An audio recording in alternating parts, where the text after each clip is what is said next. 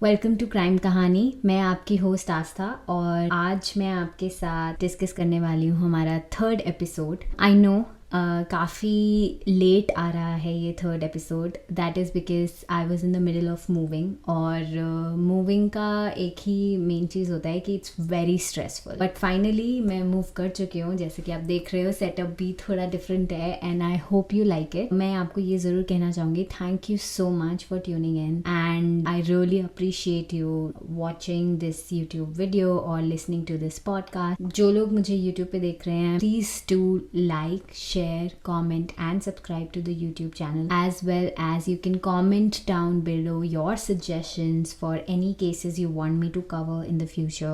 I'd be happy to pick them up. And for people who'd like to listen to this podcast, then we are also available on Spotify and Apple with the same name, Crime Kahani. Also हमारा एक Instagram page भी है जहाँ पे हम archive footage share करते हैं, photos share करते हैं cases से related. आप वहाँ पर भी जाकर हमें follow कर सकते हैं और comment कर सकते हैं। आपके पसंद का कोई केस हो जो आप चाहें हम रिसर्च करके उसको कवर करें, we'd be happy to do that. So चलिए आगे बढ़ते हैं और आज का केस डिस्कस करते हैं। आज का जो केस है, this is the third episode of murder of Pradyuman Thakur. कौन है Pradyuman Thakur and what happened in this case? ये सब डिस्कस करने से पहले मैं आपसे एक बात शेयर करना चाहूंगी। I have very fond memories of my schooling and मेरा school it wasn't that big but it was like a very tight knit community. आप जब स्कूल जाते हो, you feel like this is a place where you meet friends, you enjoy, you have fun, but never do you ever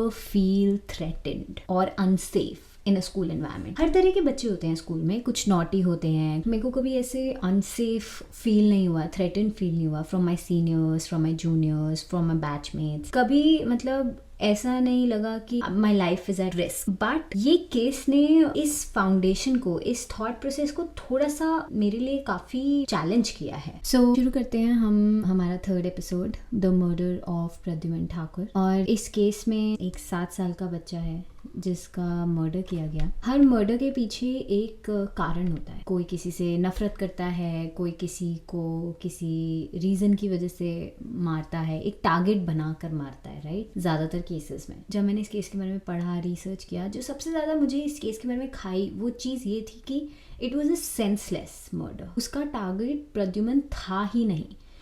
उसका ऐसा था, जो भी murderer था उसका ऐसा था कि किसी को भी मारना है, एनीबॉडी जो मिल जाए उस मोमेंट ऑफ टाइम पे। एंड ये एक क्लासिक एग्जाम्पल है रॉन्ग प्लेस रॉन्ग टाइम का। अगर उस दिन प्रद्युमन उस जगह पे नहीं होता तो वो शायद आज जिंदा होता। प्रद्युमन ठाकुर क्लास 2 में पढ़ता था रायन इंटरनेशनल स्कूल की। एक नॉर्मल रूटीन था उनका। उसकी एक बड़ी बहन थी, स्मॉल न्यूक्लियर फैमिली। बड़ी बहन 11 साल की थी, विधि नाम था उसका, और वो भी सेम स्कूल में ही पढ़ती थी, रायन इंटरनेशनल में। उसके मम्मी का नाम था ज्योति ठाकुर, पापा का नाम था Varun Chandra Thakur.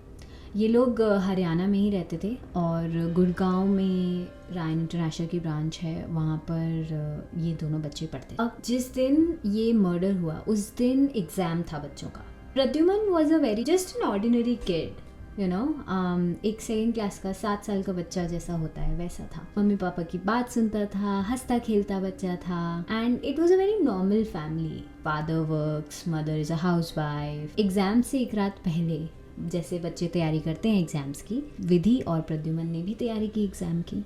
Pradyuman wakes up, Vidhi wakes up, they get ready for their school and उनके फादर ने उनकी स्कूल बस हटवा रखी थी, क्योंकि जो कि बाद में पता चलता है because of some safety reasons उन्होंने स्कूल बस हटवाई थी। वो क्या सेफ्टी रीजंस थे इसके बारे में मुझे कहीं कुछ पता नहीं चला, बट फॉर XYZ रीज़न उनके पेरेंट्स ने बच्चों की स्कूल बस नहीं लगवाई थी और फादर अपने बच्चों को खुद छोड़ कर आते थे स्कूल। स्कूल वॉज नॉट ज़्यादा दूर भी नहीं था, 10-15 मिनट का ही रास्ता। तो सुबह 8 सितंबर को जो बच्चों के फादर हैं वरुण चंद्र ठाकुर, वो बच्चों को स्कूल छोड़ने जाते हैं। 7:55 पे उन्होंने बच्चों को स्कूल के गेट पे छोड़ा, स्कूल के अंदर बच्चे गए। 8 o'clock असेंबली स्टार्ट होती है, लेकिन क्योंकि उस दिन एग्जाम्स थे असेंबली नहीं हुई। Children didn't gather in the ground जैसे असेंबली होती है। 8 8:08 पे स्कूल के बच्चे, प्रद्युमन की क्लास ग्राउंड फ्लोर पे थी और स्कूल के बच्चों ने 8:08 पे अपनी टीचर्स को ढूंढा और अलर्ट किया कि एक बच्चा है जो इंजर्ड हो गया है, उसका खून बह रहा है वॉशरूम के बाहर। एक जो बच्चा टीचर के पास भाग के गया, उसने बोला प्रद्युमन है, उसका गले में से उसका खून बह रहा है और वो वॉशरूम के बाहर है, ही इज़ इंजर्ड, उसको चोट लगी है। क्योंकि ऑब्वियसली बच्चों को नहीं पता राइट कि क्या हुआ है, वो नहीं देख के बता सकते, और आप किसी को ऐसे देखोगे, आप स्कूल में एक्सपेक्ट नहीं करते हो ऐसी चीज़ें। प्रद्युमन जिस वॉशरूम के बाहर इंजर्ड था वो उसकी क्लासरूम के बिल्कुल सामने ही था, इतना कोई सुनसान अलग सी जगह पे नहीं था वो वॉशरूम। तो टीचर्स फटाफट भागी वॉशरूम के बाहर एंड उन्होंने देखा कि क्या हुआ है। प्रद्युमन का खून बह रहा था, उसके गले से खून बह रहा था। It wasn't clear what happened but it was pretty clear what is going on right now. He is injured, he needs to be taken to the hospital. So school bus के कंडक्टर और staff वहाँ पे थे, gardener वगैरह ये सब थे वहाँ पर। तो टीचर्स ने फटाफट कंडक्टर को आवाज़ मारी कि अशोक भैया इधर आओ और फटाफट प्रद्युमन को उठाओ, गाड़ी में डालो, क्योंकि they can not wait for the ambulance, बच्चे का खून बहुत ज़्यादा बह रहा है। तो उन्होंने फटाफट उसको कार में बिठाया एक टीचर की एंड उसको नियरेस्ट हॉस्पिटल ले गए। नियरेस्ट हॉस्पिटल था बादशाहपुर में, क्योंकि आई थिंक स्कूल की ब्रांच भी उधर ही किधर है। वहाँ उस हॉस्पिटल में इतनी फैसिलिटीज़ नहीं थी। उस हॉस्पिटल ने क्लियरली बोल दिया कि इसको ट्रांसफ़र कर दो आप आर्टेमिस में, एंड आर्टेमिस गुड़गांव में is a pretty good hospital.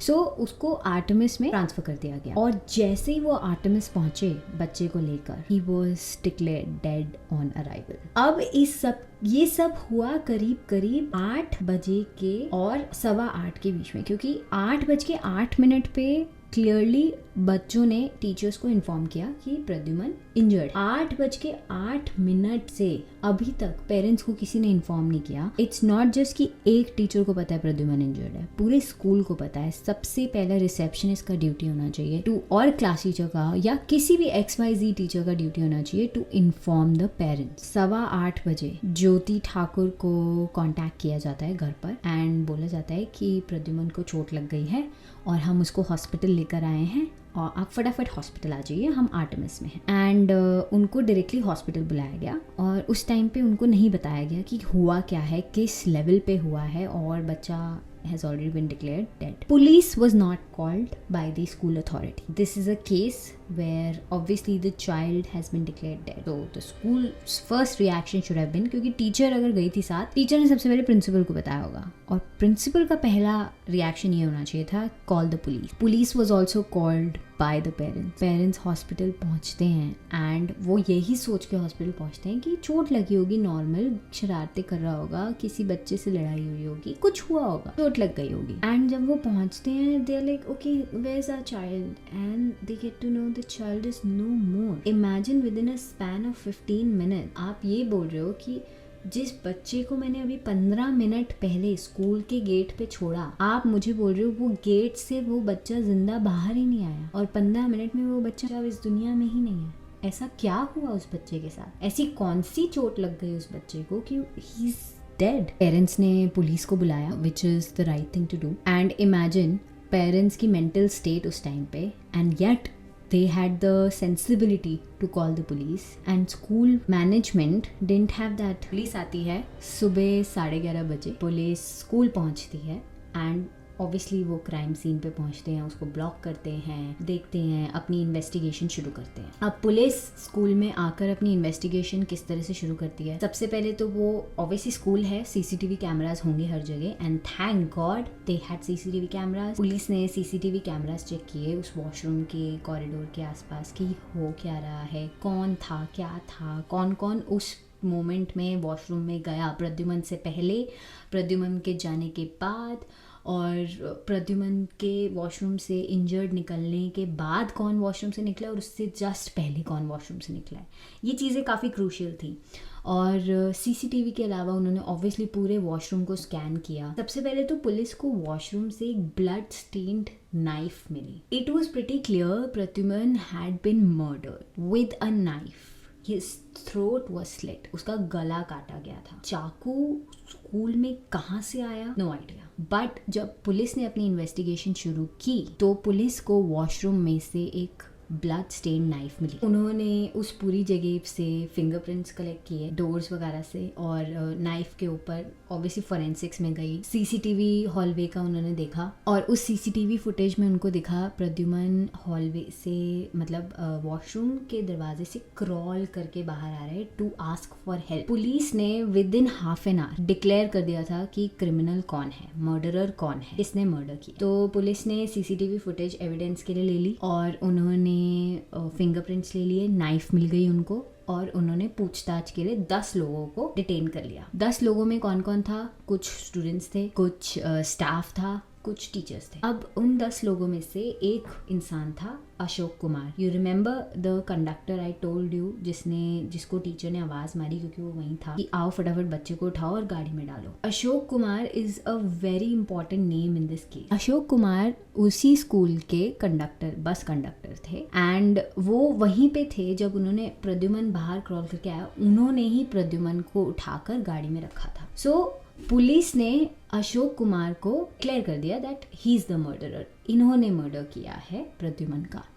और पुलिस ने इसके लिए क्या रीजनिंग दी और आधे घंटे में उन्होंने कैसे इन्वेस्टिगेशन कंप्लीट की, हम इस पे भी आएंगे। तो गुड़गांव पुलिस ने बेसिकली बोला कि सबसे पहले तो अशोक कुमार की शर्ट पे प्रद्युमन के ब्लड स्टेन्स मिले हैं। देन सीसीटीवी फुटेज में क्लियरली दिखा है कि अशोक कुमार, प्रद्युमन जिस वॉशरूम में गया था, अशोक कुमार भी उसी वॉशरूम में उसी टाइम पे गए थे। तो अशोक कुमार से जब इन्वेस्टिगेशन की गई तो उनसे पूछा गया आप स्कूल कब आए नॉर्मल इन्वेस्टिगेशन में, तो पुलिस ने ये देखा कि अशोक कुमार स्कूल बस के साथ स्कूल पे आया 7:50 को। 7:50 को आते ही went to the washroom on the ground floor. Kumar ground floor के वॉशरूम पे गया, एंड उस वॉशरूम में बेसिकली बस की जो टूल किट थी उसके अंदर एक नाइफ थी जिसपे थोड़ा सा रस्ट लगा हुआ था।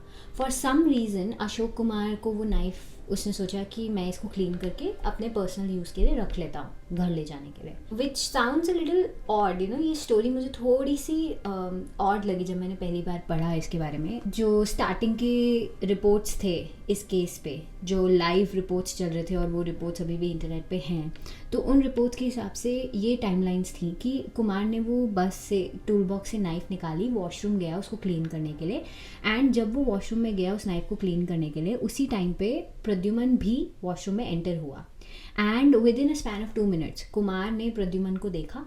He tried to sexually assault 7-year-old kid. उस बच्चे ने जब रेजिस्ट किया, शोर मचाने लगा, तो कुमार ने उसका गला काट दिया। That's when Kumar exited the washroom. Pradyuman फिर पीछे पीछे रेंग के वॉशरूम से बाहर निकला to ask for help. ये जो स्टोरी लाइन बनाई गुड़गांव पुलिस ने, थोड़ा सा फिट नहीं हुआ ये स्टोरी। एंड उन्होंने तीसरा एविडेंस ऑब्वियसली उसके शर्ट पे, कुमार के शर्ट पे जो प्रद्युमन के ब्लड स्टेन्स मिले, बट उसके लिए भी कुमार ने जब प्रद्युमन को उठाया गाड़ी में डालने के लिए, तो तब भी तो उसका खून निकल रहा था। मे बी 10 लोगों को जिनको पुलिस ने डिटेन किया था उसमें सिर्फ कुमार की ही शर्ट पे वो ब्लड स्टेन इसलिए थे क्योंकि Kumar was the one who actually picked up Pradyuman and put it in the car, right. थोड़ा सा आधे घंटे में इन्वेस्टिगेशन को क्लोज कर देना और ये बोल देना कि Kumar is the culprit was a bit, I think, amateur on the police's part, और थोड़ा जल्दबाजी का ऐसा लगा कि open and shut, let's just close this case. Obviously Ryan International is a big school and school अपनी रेपुटेशन नहीं खराब करना चाहेगा, तो I don't know what kind of pressure was it, but police ने साथ में ये भी बोला कि इस क्राइम में 2 लोग इन्वॉल्व हैं, यानी अशोक कुमार के साथ कोई और भी था who was a part of the crime because crime scene के साथ छेड़छाड़ की गई थी। तो एसेंशियली पुलिस ये बोलना चाह रही थी कि अगर एविडेंस में कुछ टैम्परिंग वगैरह हो सकती है, अगर एविडेंस में कुछ ऊपर नीचे निकलता है जब कोर्ट ट्रायल चलेगा, तो उसका हमारे पास एक एक्सप्लेनेशन होना चाहिए। This is what I understood. लेकिन ये चीज़ वहीं कॉन्ट्रडिक्ट हो जाती है जब पुलिस के सीनियर ऑफिशियल्स ने मीडिया में ये चीज़ क्लियर करी कि Kumar was the only one who was involved in the murder and he murdered the child. Police ने ये भी बोला कि अशोक कुमार ने कन्फेस किया है मर्डर को, और ये चीज़ वीडियो पे भी है क्योंकि मीडिया के सामने जब अशोक कुमार को लाया गया था, जब पुलिस ने उसे अरेस्ट किया था, तो अशोक कुमार ने एक्चुअली में बोला था मीडिया के सामने कि हाँ मैंने मर्डर किया है। जब उससे पूछा गया क्यों किया है, तो उसने क्लियरली बोला I wanted to sexually assault the kid, और इसीलिए मैंने, वो शोर मचा रहा था, रेजिस्ट कर रहा था और मैंने उसका मर्डर कर दिया। जो इन्वेस्टिगेशन हुई गुड़गांव पुलिस की, उसके साथ काफ़ी सारे फ्लॉज मिले, सबसे पहली बात तो 30 मिनट्स में investigation open and shut case type तो बिल्कुल नहीं थी. It was a murder scene. और आपने सीसीटीवी पे सिर्फ कुमार को आते जाते नहीं देखा था वॉशरूम से, आपने और 10 लोगों को इसी बेसिस पे डिटेन किया था क्योंकि वो भी उसी टाइम फ्रेम में वॉशरूम में आए और गए थे. कुमार की शर्ट पे जो ब्लड स्टेन्स मिले उसका भी हमारे पास रीजन है. नाइफ का वॉशरूम से मिलना, I hope Kumar was not so stupid to leave the murder weapon there with his fingerprints on it. And the third most important thing is it doesn't make any sense कि वो school के basket से knife क्यों निकालेगा. What was the reason for it. इसके बाद जब इस केस के ऊपर और ज़्यादा इन्वेस्टिगेशंस हुए, ऑब्वियसली इंडिया में मीडिया ट्रायल भी होता है. प्रद्युमन ठाकुर की फैमिली ने क्लियरली मीडिया में बोला कि हमें नहीं लगता अशोक कुमार ने ये मर्डर किया है, एंड हमें लगता है किसी और ने मर्डर किया. उसको बचाने के लिए अशोक कुमार को फंसाया जा रहा है. ऑब्वियसली गरीब है, उसको फंसाना काफ़ी आसान है. Who is gonna fight for it. Kumar के ही कोलीग, जो कुमार जिस बस में कंडक्टर थे, उसी बस में जो बस ड्राइवर थे, उनको गुड़गांव पुलिस ने थ्रेटन किया था ये बोलने के लिए कि वो जो नाइफ है वो बस की टूल किट से ही निकाली गई है. वो बस की टूल किट का ही एक पार्ट था, जो कि ऑब्वियसली जब वो मीडिया में बोल रहे हैं ये बात कि मुझे फोर्स किया गया था ये बात बोलने के लिए, इसका मतलब वो नाइफ वहाँ की नहीं थी. तीसरी चीज़, ऑटोप्सी ने सेक्सुअल असॉल्ट को रूल आउट कर दिया था. There was nothing that was found that proved कि प्रद्युमन वॉज सेक्सुअली असॉल्टेड या उस पर ऐसा कोई ट्राई भी किया गया था. चौथी चीज़, मैंने आपको ये बताया था कि Pradyuman when he crawled out of the washroom there were a few people who were there who saw him for the who were the first ones to see him. One of them was Ashok Kumar और दूसरा था school का gardener Harpal Singh. Pal Singh ने ये चीज़ media में clearly बोली कि उसने अशोक कुमार की शर्ट पे कोई ब्लड स्टेन्स नहीं देखे थे before he picked up Pradyuman Thakur. तो मतलब प्रद्युमन ठाकुर को जब उसने वॉशरूम के बाहर से पिक किया गाड़ी में डालने के लिए, गाड़ी में लेके जाने के लिए हॉस्पिटल तक, that was the time when the blood stains obviously came on his shirt. उससे पहले उसकी शर्ट पे कोई blood stains नहीं थे. तो that explains उसकी ही शर्ट पे क्यों blood stains थे और बाकी लोगों की शर्ट पे क्यों नहीं थे. पांचवी चीज़, कुमार ने मर्डर को कन्फेस किया था, बट मीडिया में कुमार ने जो इंटरव्यू दिया था वो उस दिन का था जिस दिन वो अरेस्ट किया गया था. उसके बाद 2 दिन तक कुमार को टॉर्चर किया गया था प्रिजन में. He said this कि मुझे 2 दिन तक कोई खाना नहीं मिला, पानी नहीं दिया गया, मुझे बहुत मारा गया और मुझसे कन्फेशन लिया गया और मेरे को ज़बरदस्ती टॉर्चर करके ये बोलने पे मजबूर किया गया कि आई मर्डर्ड प्रद्युमन. आज भी अगर आप यूट्यूब पे जाओगे आपको काफ़ी ऐसे न्यूज़ रिपोर्ट्स मिलेंगे और डॉक्यूमेंट्रीज मिलेंगे जिसमें आज के टाइम में भी कुमार सेज दिस कि मेरे को बहुत ज़्यादा टॉर्चर किया गया था. एंड इस पर मैं बाद में भी आऊँगी कि उसका क्या हुआ. ये सब कुछ हुआ 8 सितंबर को. उसी दिन 11:30 बजे पुलिस स्कूल में आई, 12 बजे तक इन्वेस्टिगेशन क्लोज. और ये सब जो चीज़ें थी ये धीरे धीरे रोल आउट हुई. 15 सितंबर को 2017, ये सारी बातें 2017 की हैं. 15 सितंबर 2017 को केस ट्रांसफ़र कर दिया गया सीबीआई को प्रद्युमन के पेरेंट्स की रिक्वेस्ट पे. हरियाणा के सीएम ने प्रद्युमन के पेरेंट्स की रिक्वेस्ट पे ये केस सीबीआई को ट्रांसफ़र कर दिया. हाउएवर ही सेड दिस कि पुलिस की इन्वेस्टिगेशन में हमें कोई प्रॉब्लम नहीं लग रही है. It makes clear complete sense कि अशोक कुमार ने ही मर्डर किया है क्योंकि उसने कन्फेस भी किया और एविडेंस भी उसके अगेंस्ट है. बट स्टिल बिकॉज हम उनके पेरेंट्स की रिक्वेस्ट को रिस्पेक्ट करना चाहते हैं, इसलिए हम ये केस सीबीआई को ट्रांसफ़र कर रहे हैं क्योंकि उनके पेरेंट्स ने सुप्रीम कोर्ट को पिटिशन दी थी. प्रद्युमन के पेरेंट्स ने ये बात सीबीआई को बताई कि स्कूल में कुछ बच्चों ने, Pradyuman including in that list, कुछ छोटे बच्चों ने अपने सीनियर्स को, स्कूल के बड़े बच्चों को अल्कोहल कंज्यूम करते देखा था और उन बच्चों ने इन छोटे बच्चों को धमकी दी थी कि if they tell anyone including the authorities it won't be good for them. जब सीबीआई ने इन्वेस्टिगेशन करनी शुरू की तो उन्होंने अपनी खुद की फॉरेंसिक टीम लाई और पूरे वॉशरूम और वो क्राइम सीन को दोबारा फॉरेंसिक्स के लिए भेजा. एंड वहाँ पर उनको, यू वोंट बिलीव, एक और नाइफ मिली जो कि पहले मर्डर वेपन से अलग थी. और जब वो फॉरेंसिक्स में भेजी गई तो उस पर फिंगरप्रिंट्स मिले. और जब ये वाली नाइफ मिली तो वो हरियाणा पुलिस की जो पहली स्टेटमेंट थी कि स्कूल की जो बास्केट की नाइफ थी वो मर्डर वेपन थी, वो उस स्टेटमेंट को कॉन्ट्रडिक्ट कर गई। ऑब्वियसली क्राइम सीन पे कोई नहीं गया है, right, that area is closed off, so कोई बाद में जाकर वहाँ पे नाइफ नहीं रखेगा and nobody would be that stupid कि अपना मर्डर वेपन वहाँ पे जाके रख दे दोबारा सब कुछ होने के बाद। तो वहाँ से वो नाइफ का मिलने का मतलब है हरियाणा पुलिस की वो पहली नाइफ कहाँ से आई, और अगर आई थी तो वो मर्डर वेपन कैसे हुई, और उनको दूसरी नाइफ क्यों नहीं मिली। बहुत सारे क्वेश्चंस अराइज होते हैं। सीबीआई ने सारी सीसीटीवी फुटेज भी दोबारा देखी और उन्होंने एक चीज नोटिस की, और भी बच्चे उस वॉशरूम में उसी ड्यूरेशन में गए और आए, और स्कूल अथॉरिटीज की हेल्प से CBI was able to identify those kids और उन बच्चों के इंटरव्यूज लिए गए। प्रद्युमन की बॉडी पे उसके ब्लड स्टेन्स के अलावा किसी और के भी ब्लड स्टेन्स मिले। वो ब्लड स्टेन्स किसके नहीं थे, that was 100% sure and that was Kumar. Pradyuman की बॉडी पे एक दूसरे इंसान के ब्लड स्टेन्स होना और वो कुमार के नहीं है, ये क्लियरली ये तो बता रहा है हमें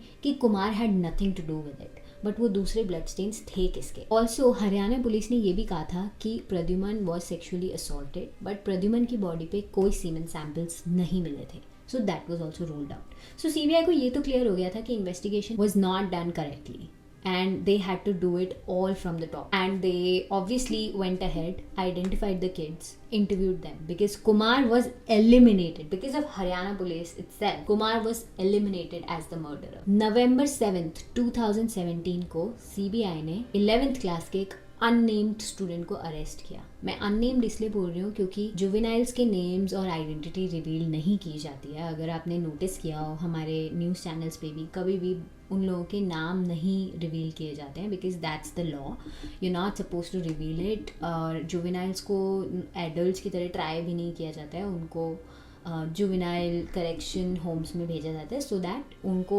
मोल्ड हो रहे होते हैं वो अभी भी, they are not adult so they can be corrected. उनकी आइडेंटिटी रिवील करके हम उनका वो एक चांस कम कर देते हैं so they can live a better life. CBI ने उस बच्चे को अरेस्ट किया और उससे इंटेरोगेशन की। ऑब्वियसली इसके कुछ लॉज होते हैं। जब भी आप एक जुवेनाइल को अरेस्ट करते हो आपको एक तो वेलफेयर ऑफिसर को वहाँ रखना होता है, जुवेनाइल के पेरेंट्स को होना होता है, any one of the parents is also fine, सब कुछ रिकॉर्ड होगा, एक इंडिपेंडेंट विटनेस भी वहाँ होना चाहिए। सीबीआई ने जब उस 16-year-old बच्चे को इन्वेस्टिगेट, बच्चा नहीं बोलूँगी मैं एक्चुअली, उस मर्डरर को इंटेरोगेट किया तो उनको पता चला that he is the murderer. How, I'll explain to you। वो वही बच्चा था जिसने सबसे पहले दौड़ कर जाके स्कूल अथॉरिटीज को इन्फॉर्म किया था कि प्रद्युमन इंजर हो गया और वो वॉशरूम के बाहर है। It will all make sense to you in a minute. CCTV footage में उस लड़के की पॉकेट में एक शार्प ऑब्जेक्ट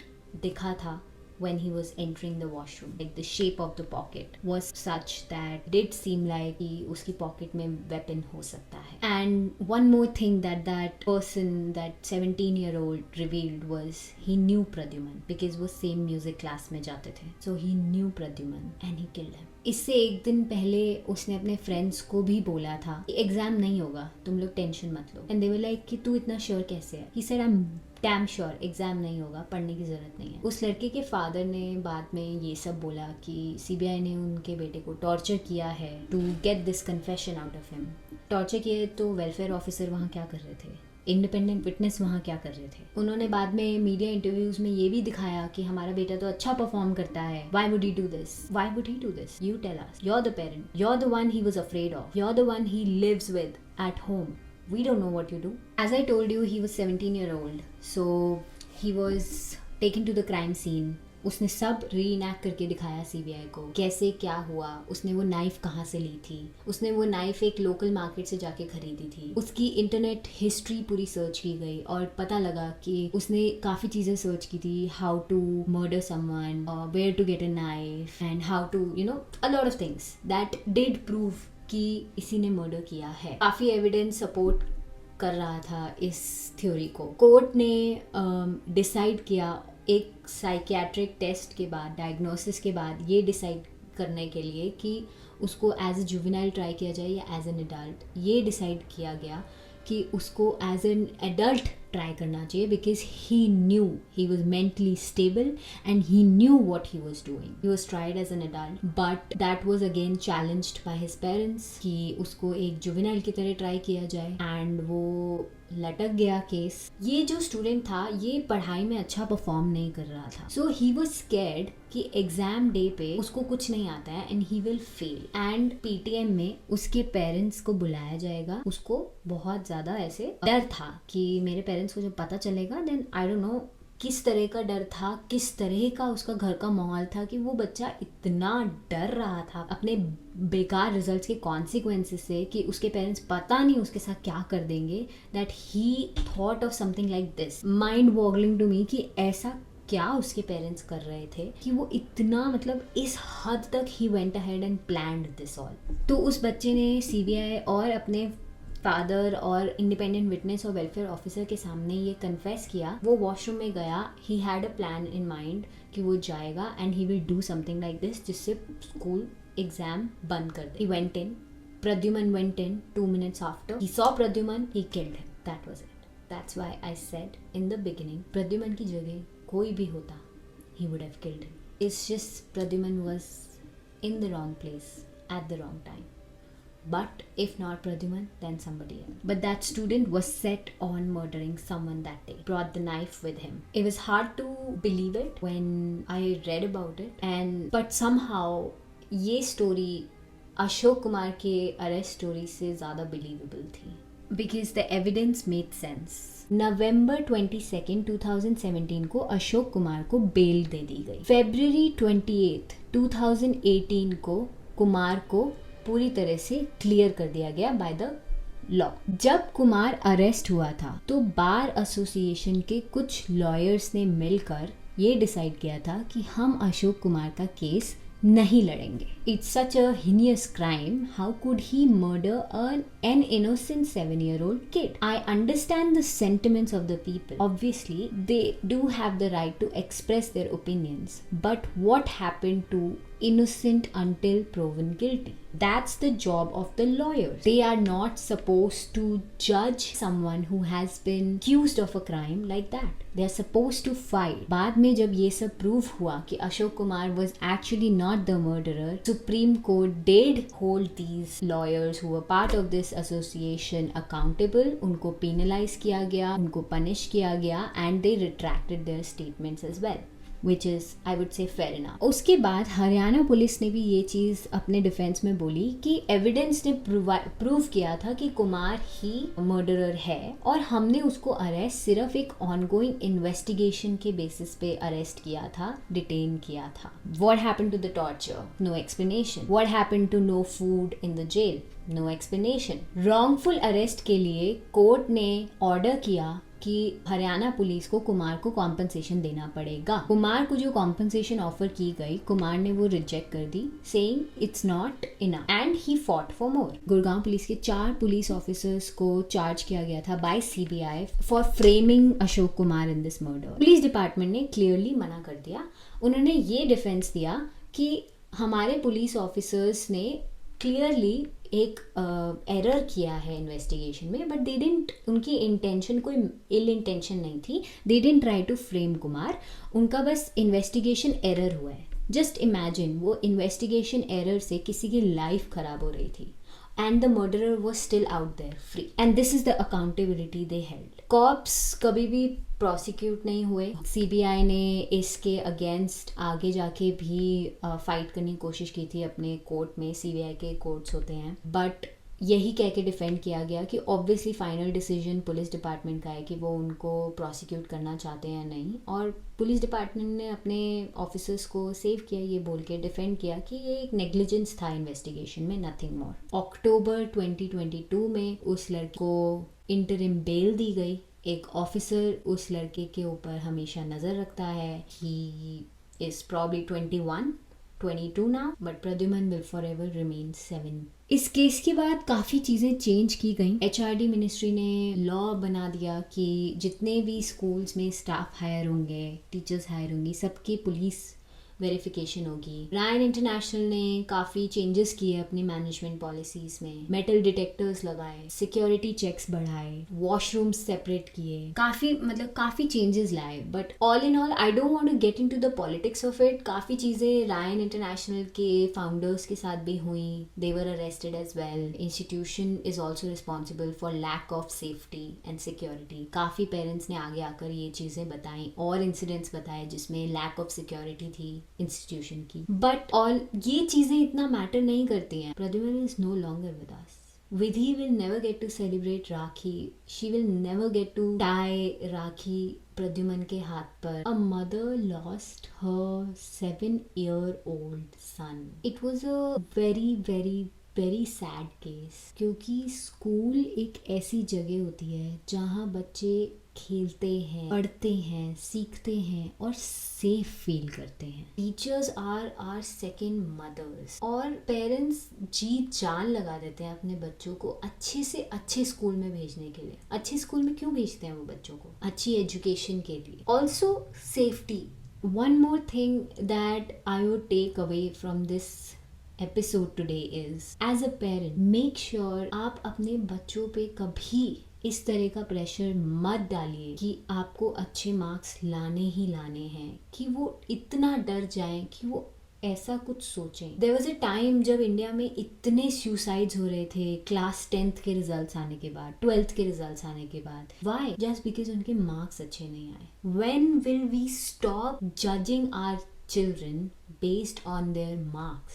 जड़ ये डर है, ये फियर है ऑफ फेलियर कि हमारा बच्चों में नहीं है, ये पेरेंट्स में है। बच्चों में fear of disappointing their parents है। हम कब समझेंगे कि पढ़ाई सब कुछ नहीं है एंड पढ़ाई का मीनिंग कम्प्लीटली चेंज हो गया। पहले पढ़ाई का मतलब होता था कि पढ़ लिख कर अच्छा समझदार बनना। अब पढ़ाई का मतलब सिर्फ डिग्रीज तक रह गया है। इंटरनेट की दुनिया में हम देख रहे हैं कितने लोग सक्सेसफुल हो रहे हैं without degrees. Not everyone gets to do that, understandable. But not everyone gets to be engineer or doctor either. इसका मतलब ये नहीं है वो बच्चा successful नहीं होगा. Let kids be kids.